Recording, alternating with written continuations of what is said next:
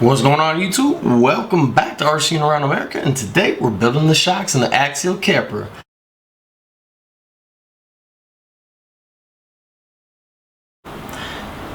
As you can see, I got the parts laid out, and what we have here is the new aluminum shock bodies, the two O-rings, the spacer that goes between them, the E-clips, we all hate those, the piston, shock shaft, eyelet, pivot ball, shock cap, bleeder screw, that's something new for Axial. I'm going to be using the red soft springs. They're also easily identifiable by the little red marker that they put on the top, and they're a little smaller than the green ones. We got the spring cup, the top pivot ball, and the screw for the shock keeper, the spring keeper. Let's get this assembled and started with putting the O-rings into the body. So with the shock body, it looks like it's built, but it's actually not. If you take off the cap, you see there's no O-rings in there or anything. So what I like to do is an old trick is use the green slime on the O-rings to help keep them sealed up, and it also help your shock shaft to go through when you go to put it together.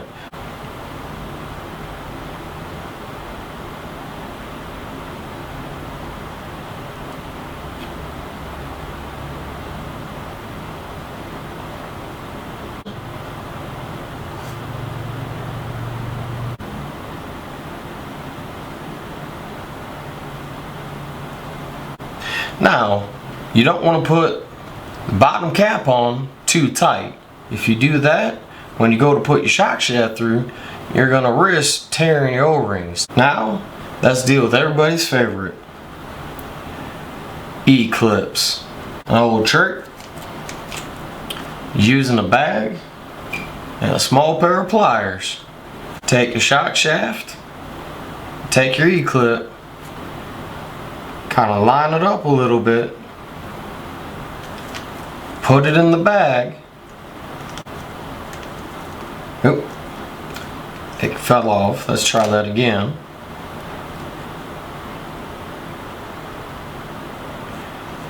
Put it back in the bag, and just take your pliers and gently squeeze. Once you hear that satisfying snap, that lets you know that the E-clip is on your shaft. Now let's put the piston on. Fits nice and snug. And then one more E-clip. You got your E-clip down there and your E-clip there. So let's put it in the shock body.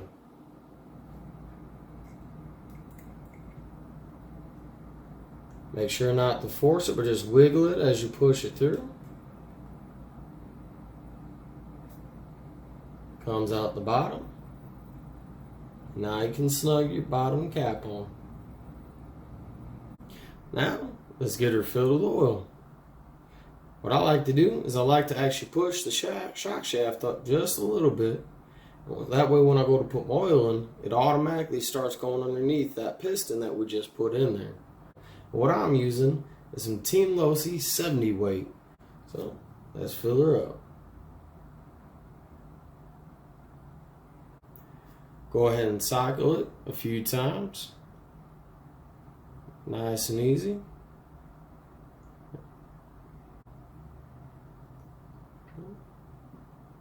Add a little bit more oil.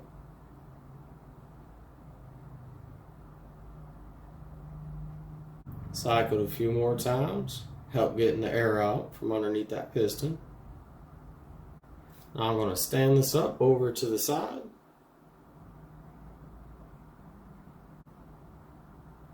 And we're going to get the O-ring inside the top. First, before I put the cap on though, let's go ahead and install the bleeder screw, and that takes a 1.5 driver. And remember, this is a small screw and brand new plastic, so as soon as it gets snug, stop screwing it, or else you're going to strip out the plastic. We don't want that. Now let's go ahead, bring the shock back over, Let's put the cap on and cycle the shock a few times. I actually am going to loosen the bleeder screw just a little bit to help the air come out.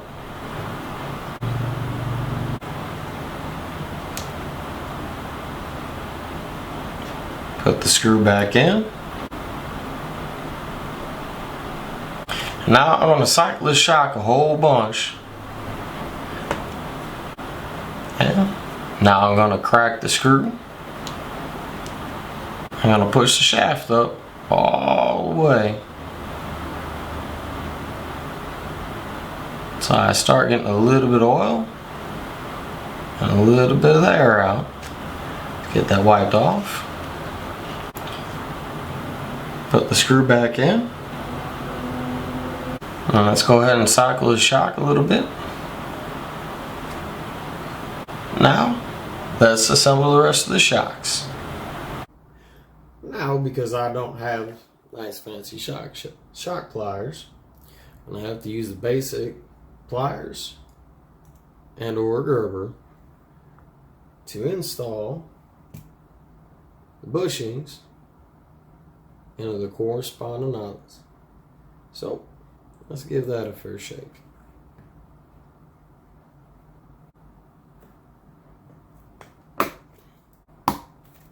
Now, let's screw this on. Once you get it started, you can take a tip of your driver, put it through the pivot ball, and nice and easy, thread it on the rest of the way. And there we go. Let's get the rest of this put together. Installing the spring first, followed by the spring cup,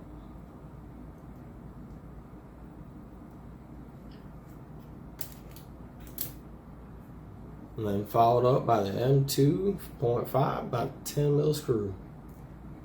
And that will keep the dreaded, unwanted, flying off shock cup from moving out and flying away from you when you're trailing if your buggy takes a twist or a fall. Now, it don't have to be super tight, it just has to be nice and snug like pretty much everything else. And there you have it, one of 4 Axial Capra shocks. Stick around as I build the rest, hopefully on time lapse if I can figure that out.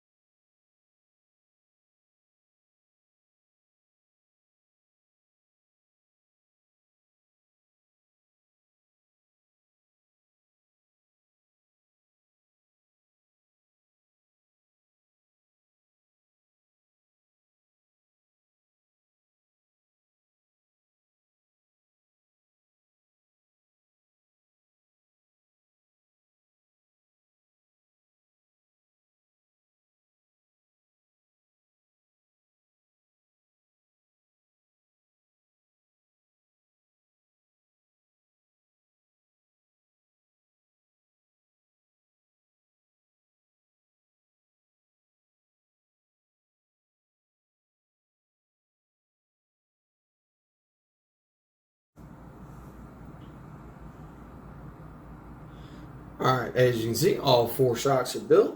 And I actually kind of changed up a little bit what I did. Maybe you might be able to see that in the time lapse. I didn't like the way I built the first shock, so I redid it. And what I did is I ended up giving it about 15, maybe 20 minutes. I let them stand over there up against the board. There. Now you can see my hand. I put it up here against the board, just leaned it up. Don't have a shock stand yet, or shock pliers, as you can see. But I decided to just go build the rest of the shocks on time lapse. And all you got left, or at least I had, was one E-clip. No, I didn't forget any. I checked.